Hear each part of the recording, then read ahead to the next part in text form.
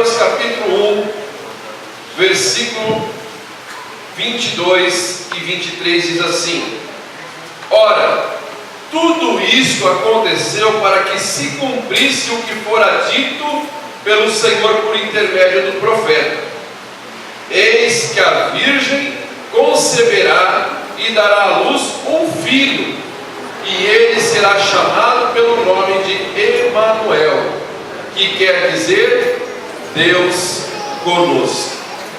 Emanuel quer dizer Deus conosco, amém? Você pode dizer para o irmão ao seu lado: Emanuel significa Deus conosco. Deus conosco. Deus está na minha vida, Deus está na sua vida, Aleluia. Deus está nas nossas vidas, Deus está neste lugar, porque Ele é Deus que se faz presente, porque Ele é onipresente, onipotente, onisciente. Ele está em todos os lugares, Ele vê todas as coisas, nada foge do controle das suas mãos, porque Ele é todo poderoso, amém? Feche os teus olhos, vamos orar e vamos falar com Deus. Senhor Deus e Pai, em nome de Jesus, nós queremos te louvar, nós queremos te agradecer, ó Deus, porque até aqui a tua boa mão de Deus tem estado sobre a nossa vida. O que seria de nós, Senhor, sem a tua presença? Nós te louvamos, porque sabemos que o nosso nome está escrito no livro da vida, e ele não está escrito com tinta, mas ele está escrito com sangue, Senhor, do qual o homem não pode apagar, do qual o diabo não pode apagar, Senhor. O nosso nome está no livro. Quando chegar aquele grande dia, o Senhor nos chamará pelo nome, e nós estaremos com o Senhor, ó Pai, ceando para o louvor da tua glória. Fala conosco nesta noite, ó Pai, através desta palavra que é santa, dessa palavra que é verdade, dessa palavra que cura, dessa palavra que liberta, dessa palavra que nos prepara para morar com o Senhor no céu. Fala conosco nesta noite, ó Pai. Assim nós oramos e nós te louvamos em nome de Jesus. Amém. Graças a Deus. Pode se assentar. Glória a Deus. Você já passou por momentos em que você pensou ou achou que Deus te abandonou?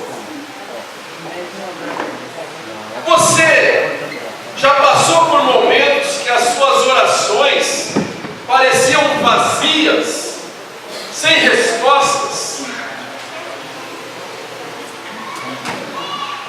Todos nós passamos por isso, porque isso realmente acontece. Quando nós lemos a palavra do Senhor no profeta Abacuque, no capítulo 1, versículo 2, ele começa a sua oração dizendo assim: Até quando, Senhor, clamarei eu e tu não me escutarás? Gritar-te-ei violência e não salvarás? O profeta Abacuque começa a clamar, começa a falar com Deus, porém parece que a sua oração não tem resultado, não tem resposta. O profeta Abacuque começa a falar com Deus, como às vezes eu falo com Deus, você fala com Deus, mas parece que o céu está em silêncio. Nós não ouvimos respostas de Deus. Às vezes algumas pessoas falam: não, quando eu oro, Deus fala comigo. Horas Deus fala, mas horas Deus não fala. Tem momentos que Deus se cala. E eu já aprendi nesse pouco tempo que eu tenho de caminhada no Evangelho, que quando Deus está calado é porque Deus está trabalhando. Quando Deus está calado é porque Ele está operando de alguma maneira que vai resultar em vitória para as nossas vidas.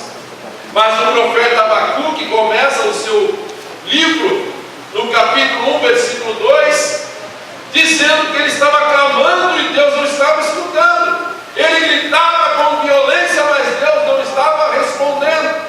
Mas ele termina o capítulo dizendo assim: porque ainda que a figueira não floresça, nem que haja fruto na vide, ainda que decepcione o produto da oliveira, e os campos não produzam mantimento, ainda que as ovelhas da malhada sejam arrebatadas, e nos currais não haja gado.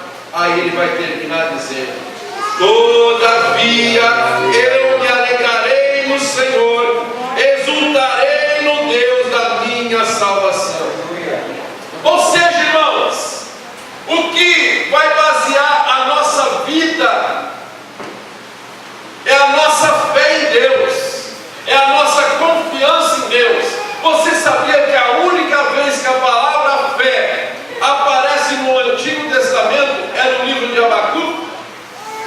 Abacuque, ele vai entender que ele precisava ter fé, porque tem horas que Deus não vai falar, mas ele vai continuar crendo, porque sem fé é impossível agradar a Deus, disse ele. Sem fé é impossível agradar a Deus. Então todas as situações adversas que acontecem na nossa vida, eu entendo que tem um propósito, e esse propósito de Deus para mim e para a tua vida é para nós exercitarmos a nossa fé, é para colocarmos a nossa fé em prática, porque tudo que acontece, Deus está presente, mas Deus quer agir, quer ver nós agirmos com fé, para que o nome dele venha a ser glorificado. É com fé, irmãos. Nós olhando para esse texto do qual nós acabamos de ler: eis que a virgem conceberá e dará à luz um filho. É fé, irmãos. Como uma virgem vai ter um filho? Pensa. Não tem como, irmãos, uma virgem ter um filho. Mas era algo de Deus, era algo que estava profetizado no profeta Isaías, capítulo 7, versículo 14. Mas acontece em Mateus a resposta dessa profecia. Isaías já estava morto há muitos anos, mas a profecia se cumpriu. A profecia, quando vem de Deus, ela se cumpre, porque Deus, quando fala, está falado. O profeta pode morrer, mas a profecia não morre, porque se foi Deus que falou, ele vela para que se cumpra aquilo que ele falou, porque a palavra dele não pode sair vazia, não pode cair por terra sem que ela cumpra o propósito da qual ela foi enviada. E aí nós entendemos algo. Há mais de 2000 anos atrás aconteceu uma revolução na terra. O céu ficou em festa, a terra ficou em festa, o inferno ficou atormentado, porque nasceu a promessa. Nasceu a promessa. A terra nunca mais foi a mesma, porque quando nós olhamos para o nosso calendário, nós olhamos a CDC. O que quer dizer? Antes de Cristo, a terra era de uma maneira, de uma forma. O diabo reinava, o diabo operava, porque Jesus disse: o mundo jaz no maligno. Mas Jesus nasceu. E quando Jesus nasceu, ele calou a boca do diabo. Quando Jesus nasceu, criou uma nova etapa na história. A igreja nasce com o Senhor Jesus. Hoje a igreja está aqui para reinar sobre os principados, para reinar sobre as potestades, porque as portas do inferno não prevalecerão contra o Senhor. Que isso, o diabo pode se levantar, mas a igreja vai na direção dele para que ele caia derrotado. O nome do Senhor vai ser glorificado, porque o Senhor já nos deu autoridade, o Senhor já nos deu ousadia para pisarmos na cabeça de serpentes e de escorpiões. Você não precisa ter medo do diabo, porque é ele que tem medo de você. Quando você tem uma vida de santidade, quando você tem uma vida de oração, quando você tem uma vida de oração, ele fica apavorado, porque ele fala: não venham aqueles que estão de cima, vem aqueles que têm a marca do Cordeiro. O Senhor está contigo, ele não te abandonou, ele não te deixou, ele está contigo até a consumação dos séculos. Aleluia! Glória a Deus.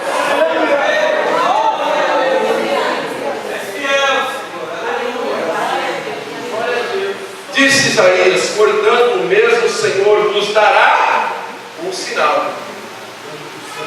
Eis que a virgem conceberá e dará à luz, e chamará o seu nome Emanuel. Deus conosco. Deus conosco.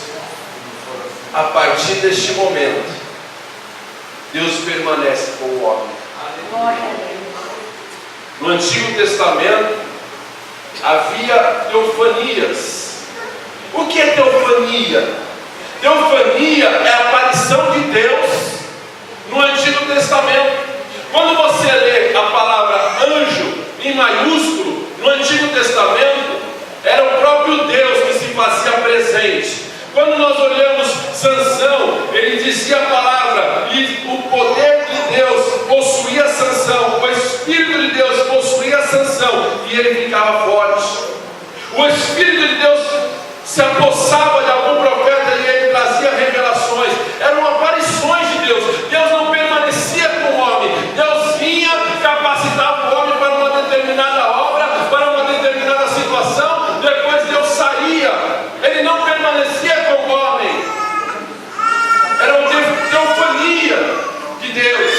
Mas quando Jesus nasce, é Emanuel, é Deus conosco. Deus se faz presente na minha e na sua vida. Deus Aleluia. está conosco, aleluia. Louvado seja o nome do Senhor. Deus conosco fala algumas coisas para nós. Deus conosco fala algumas coisas. Presta atenção aqui, irmão. Deixa o Nenezinho chorar, que ele está glorificando a Deus. Deus conosco fala algumas coisas para nós.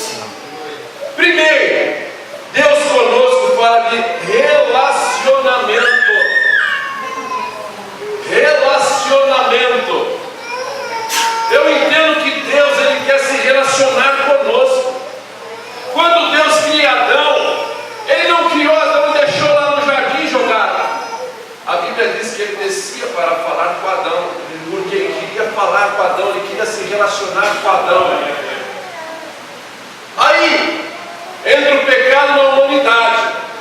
Quando entra o pecado, há uma separação. E aí o homem vem tentando trazer a religião. O que significa religião? Religião é religar. O homem tenta religar esse relacionamento perdido para com Deus, mas não tem como religar na religião. Nós só conseguimos religar esse relacionamento em Jesus. Nós só conseguimos religar esse relacionamento no Espírito Santo. De outra maneira não tem como religar. Nós que somos servos do Senhor, o Espírito Santo que habita em nós religamos esse relacionamento com o Senhor. Aleluia. O pecado trouxe separação, mas Deus ainda queria se relacionar com o povo. E aí Deus um dia, ele percebe que tinha um homem diferente. Tinha um homem que se destacava dentre muitos. E aquele homem, ele andava diferente, aquele homem pensava diferente, aquele homem agia diferente, aquele homem não falava palavras torpes, palavras profanas, aquele homem não se assentava na roda dos escarnecedores, aquele homem não ficava perdendo tempo com coisas que não edificavam a sua alma, mas aquele homem ele queria um relacionamento mais íntimo, mais profundo, mais intenso com Deus. E Deus olha para ele e fala: Enoque, você é diferente. Eu não vou mais descer para falar com você não. Eu vou tomar você para mim. Porque gente que nem você assim não vai ficar aí não. Você vai morar mesmo aqui na glória. Diz a Bíblia que Deus leva Enoque. E Enoque já não foi mais achado entre nós.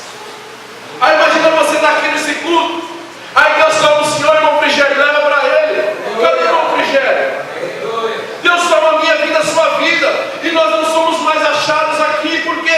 Porque tamanho era nosso desejo de andar com Deus, que nós andávamos diferentes. Porque a gente queria agradar a Deus. Nós queríamos ter um relacionamento com Deus.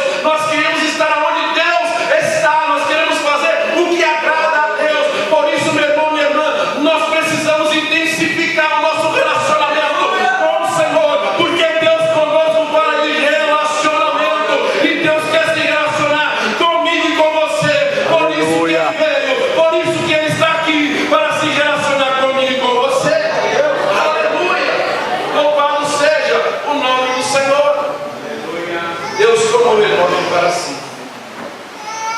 já não está mais entre nós. Se tem dois homens que não experimentou a morte, é Enoque e Elias. Não experimentaram a morte, foram levados para o céu antes da morte, porque foram homens que agradaram o coração. Se você agradar o coração de Deus, você corre o risco de ser arrebatado, está com Ele lá na glória. Aleluia. Se relacionar conosco. Glória a Deus. Deus conosco fala de salvação. Deus queria tanto estar conosco que Ele enviou o seu Filho. Eis que a Virgem conceberá e dará à luz um filho. Jesus veio com uma missão. Qual missão era essa? Salvar a humanidade. Isso é relacionamento. Isso é Deus conosco. Isso é Deus trazendo salvação para o seu povo. Porque Ele entendeu, eu quero me relacionar com o meu povo. Mas para isso, eu preciso tirar o poderio do diabo. Então eu vou enviar meu filho para salvar a humanidade. Porque a humanidade está indo para o inferno. Mas eu vou enviar o meu filho. E quando o meu filho descer, o meu filho vai levar sobre ele todas as nossas dores, as nossas enfermidades, as nossas lutas. Ele vai levar sobre ele. E quando ele levar sobre ele, eu vou poder estar com eles. Eu vou poder estar com ele todos os dias, porque a minha presença vai estar com eles. Então ele queria salvar a humanidade, tirar a humanidade do inferno. Quem está salvo em Cristo aqui, deu glória a Deus. Glória a Deus. Nós precisamos valorizar a nossa salvação. É verdade, Senhor. O negócio é mais sério, irmãos. Fala, Deus. Nós não valorizamos a nossa salvação. Um pecadinho, Deus perdoa. Não tem nenhum problema, não. Deus perdoa. Só que a Bíblia diz que o pecado premeditado, esse aí não tem perdão, não. Deus só perdoa quando tem arrependimento. Não, eu vou fazer o esquema. Eu vou ali, não vai ter ninguém vendo. Eu pego aquela graninha, ponho no bolso. Ó, já era. Ninguém vai saber. Já premeditou tudo, irmãos. Depois eu peço perdão. Deus não vai perdoar, não. Porque tem que ter arrependimento. A salvação é muito séria. Davi, quando pecou, irmãos, Salmo 51. Davi, quando pecou, ele foi chorar, ele foi falar com Deus, ele foi se humilhar na presença de Deus. Porque, irmãos, ele já não sentia mais a presença de Deus na vida dele.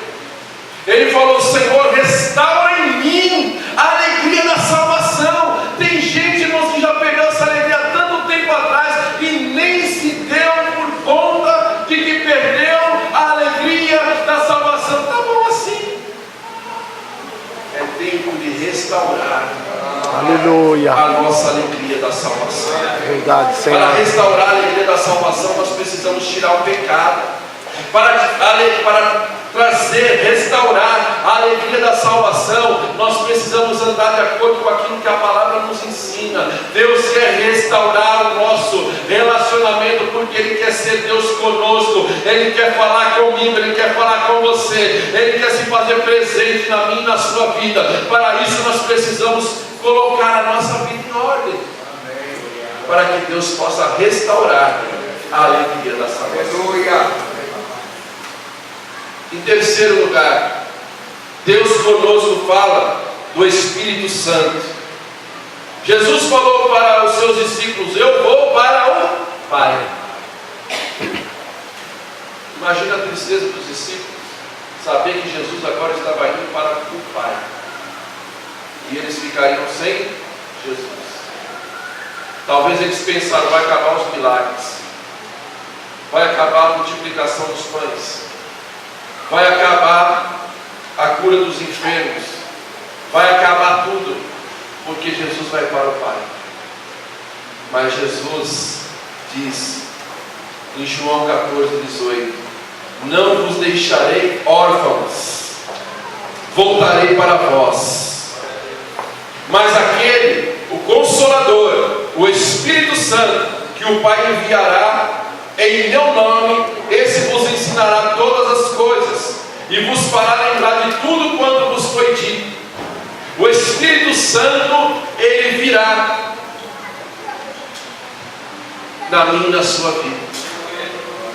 O Espírito Santo vai nos usar para curar os enfermos. Você sabia que não é você que vai curar os enfermos? É o Espírito Santo que está em você. Você sabia que não é você que vai pregar o Evangelho? É o Espírito Santo que está em você. Você só é um canal de bênção para que o nome do Senhor seja glorificado. Por isso nós precisamos entender, é uma parceria. Deus está conosco e o Senhor vai nos usar para o louvor e para a glória dele. Para o louvor da glória dele. Nós somos apenas instrumentos nas mãos do Senhor. Em quarto e último lugar, Deus conosco fala do arrebatamento da igreja. Por que Jesus veio?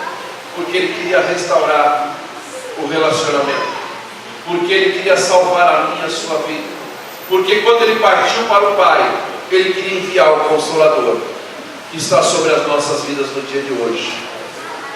Mas o Senhor virá buscar a sua igreja, o Senhor virá buscar a minha e a sua vida. E você sabia que só vai para o arrebatamento quem tem o Espírito Santo morando dentro de você? Glória a Deus. Você tem certeza, presta atenção nessa pergunta, você tem certeza que o Espírito Santo habita na sua vida? Se você não tem essa certeza, é tempo de você buscar mais a Deus, porque Jesus está às portas para voltar para buscar o seu povo. Nós vemos os sinais acontecendo no mundo afora, mas só vai para o céu aqueles que têm o Espírito Santo morando dentro de nós. Esse o Espírito Santo vai levar. Ele virá para buscar a sua igreja.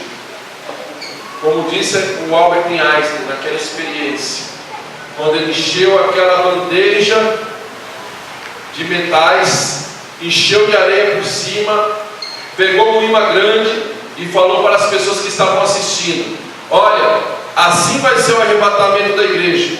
Quando ele passou o imã por cima daquela bandeja com areia, os metais que estavam escondidos debaixo da areia foi saindo de onde eles estavam e foi grudando no imã. Assim vai ser o arrebatamento da igreja. Quando o Senhor tocar a trombeta para buscar o seu povo, vai ser assim. Todos aqueles que têm o Espírito Santo vai subir rapidamente. Não vai dar tempo de pedir perdão, não vai dar tempo de falar eu vou orar, não vai dar tempo para falar não, eu vou ler a palavra. Já era, foi. E agora? Choro e ranger de dentes. Acabou a oportunidade. Jesus voltou. Glória a Deus. Agora você olha para o mundo dos dias de hoje, irmãos. Está difícil ou não está? Está. Está difícil. Isso que o Espírito Santo está na igreja. Isso que o Espírito Santo está nas nossas vidas. Isso que o Espírito Santo está na terra. Agora, quando o Espírito Santo sair da terra, irmãos, aí o negócio vai ficar feio. Se agora está difícil, vai intensificar muito mais, porque o diabo vai reinar sobre a terra e vai fazer tudo aquilo que a gente tem visto, que ele já tem dito que vai fazer. O sinal da besta, o chip que vai ter o 666. Quem não tiver o chip não vai poder comprar no mercado, não vai poder abastecer o carro, não vai poder fazer nada. Ou você se vende para o 666, que é o diabo, ou você não vai ter nada. Vai ser difícil. É tempo de buscarmos a Deus. O Natal simboliza Deus conosco. Deus nos amou tanto que Ele enviou o seu Filho para perdoar o meu e o seu pecado, para que o Espírito Santo entrasse em nossas vidas, para que Ele pudesse reinar nos nossos corações. Uma vez eu li folheto evangelístico. Me chamou muita atenção aquele folheto. Dizia assim o folheto: daqui a 100 anos, o que vai importar se você morou em casão ou em casinha? Se daqui a 100 anos, o que vai importar se você andou de carro importado ou de busão? Daqui a 100 anos, o que vai importar se você usava roupa de marca ou do brechó? Daqui a 100 anos, o que vai importar se você comia caviar ou comia miojo? Daqui a 100 anos, o que vai importar se você trabalhou numa multinacional ou se você trabalhou de doméstico? Daqui a 100 anos não vai importar nada disso. Sabe o que vai importar daqui a 100 anos? Aliás, creio que quase todos aqui, com exceção de algumas crianças, se Jesus não voltar antes, ninguém vai estar aqui. Mas o que vai importar daqui a 100 anos é se você aceitou Jesus como Senhor e Salvador da sua vida ou não. Se você permitiu que o Espírito Santo morasse em você ou não. Ah, mas eu sou crente, eu nasci no berço. Mas você tem um relacionamento com Deus?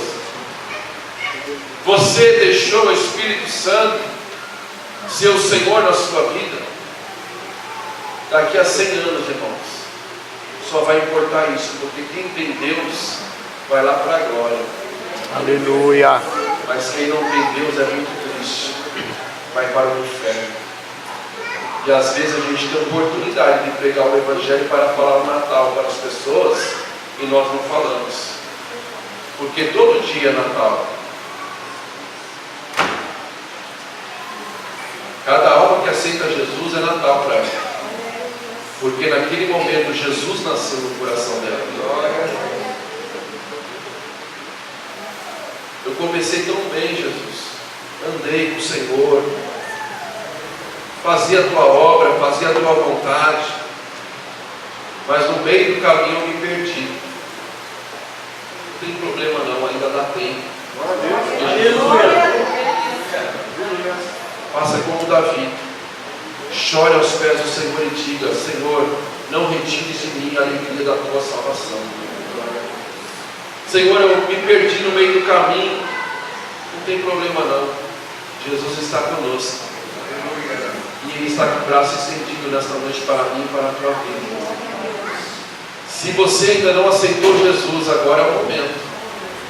Se você não tem certeza da tua salvação, agora é o momento. Se você se perdeu no meio do caminho e acha que Jesus foi embora, agora é o teu momento. Você que quer aceitar Jesus, levante o seu braço. Você que quer se reconciliar com o Senhor, levante o seu braço. Você que quer receber Jesus como Senhor e Salvador da sua vida, levante os seus braços, porque nós vamos orar por você agora. Tem um irmão lá no fundo. Glória a Deus. Glória a Deus. Aleluia. Ah, não importa o que vão pensar de você não, irmão. O que importa é você ter certeza que você vai morar no céu. Isso que importa. A salvação é muito séria. A salvação é algo, irmãos, que nós temos que valorizar cada dia. Quando nós estivermos entre o abismo e a terra firme, nós precisamos entender: eu tenho Jesus ou não tenho Jesus? Porque na hora não sabemos se vai dar tempo, irmãos. É muito rápido. O rapaz estava aqui em cima do telhado. Eu tenho certeza, se perguntar para ele como que foi, ele vai falar: não sei. Quando eu vi, já estava no chão. É muito rápido. Não dá nem tempo de ele orar e pedir perdão pelos pecados. Não dá tempo, irmãos. É muito rápido. Mas o que vai fazer a diferença se você tem Jesus ou não tem Jesus? Hoje Jesus está te chamando para perto dele, porque Ele quer ser contigo. Glória a Deus Deus. conosco, Emmanuel. Ele quer se fazer presente na sua vida.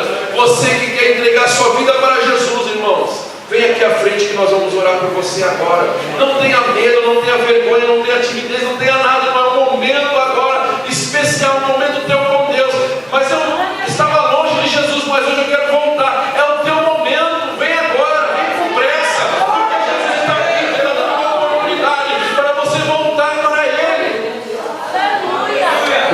a Deus.